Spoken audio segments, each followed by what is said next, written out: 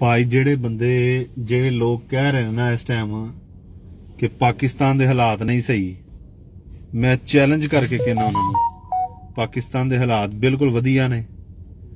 ਤੁਸੀਂ 30 ਲੱਖ ਦੇ ਕੇ 20 ਲੱਖ ਦੇ ਕੇ ਦੂਸਰੇ ਮੁਲਕਾਂ ਜਾ ਰਹੇ ਹੋ। ਤੁਸੀਂ ਮੈਂ ਨਾ ਸਿਰਫ 5 ਲੱਖ ਰੁਪਈਆ ਲੈ ਕੇ ਨਾ ਕਿਸੇ ਕੋਲੋਂ ਇਧਰੋਂ ਉਧਰੋਂ ਇਕੱਠਾ ਕਰਕੇ 5 ਲੱਖ ਤੇ ਆਮ ਬੰਦਾ ਕਰ ਸਕਦਾ ਹੈ। 5 ਲੱਖ ਸਿਰਫ ਲੈ ਕੇ ਪਾਕਿਸਤਾਨ ਦੇ ਵਿੱਚ ਤੁਸੀਂ ਇਨਵੈਸਟ ਕਰੋ ਤੇ ਮੈਂ ਚੈਲੰਜ ਕਰਕੇ ਤੁਹਾਨੂੰ ਆਣਾ ਸਿਰਫ 6 ਮਹੀਨੇ ਕਰੋ, ਤੁਹਾਨੂੰ ਇਨਸ਼ਾਅੱਲਾ 7-8 ਲੱਖ ਦਾ ਨੁਕਸਾਨ ਹੋ ਗਿਆ ਹੋਣਾ। ਜਿਹੋ ਜਿਹੇ ਹਾਲਾਤ ਹੋਏ ਨੇ ਨਾ, ਇਹ ਤੁਹਾਨੂੰ ਸਮਝ ਕੋਈ ਨਹੀਂ ਲੱਗਣੀ। 5 ਲੱਖ ਤੁਸੀਂ ਲਾਇਆ, 7-8 ਲੱਖ ਦਾ ਨੁਕਸਾਨ ਹੋ ਜਾਣਾ। ਮੁਲਕ ਦਾ ਜੋ ਇਹਨਾਂ ਬੇੜਾ ਗਰਕ ਕਰ ਦਿੱਤਾ ਨਾ।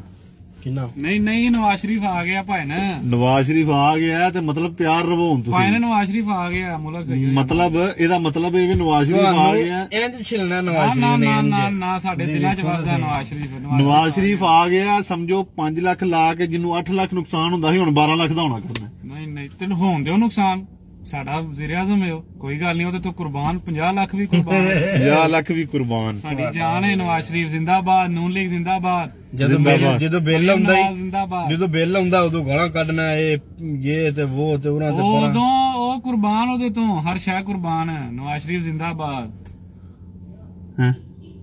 ਭਾਜੀ, ਨਵਾਜ਼ ਸ਼ਰੀਫ ਜ਼ਿੰਦਾਬਾਦ। ਤੁੰਦੇ ਨਾ ਫੜ ਕੇ ਪੀਟੀਆਈ ਨੂੰ ਵੇਖਿਆ, ਸਾਰੇ ਜ਼ਿੰਦਾਬਾਦ। ਸਾਰੇ ਪਾਕਿਸਤਾਨ ਤੋਂ ਬਾਹਰ ਨਿਕਲੋ, ਸਾਰੇ ਭੱਜੋ।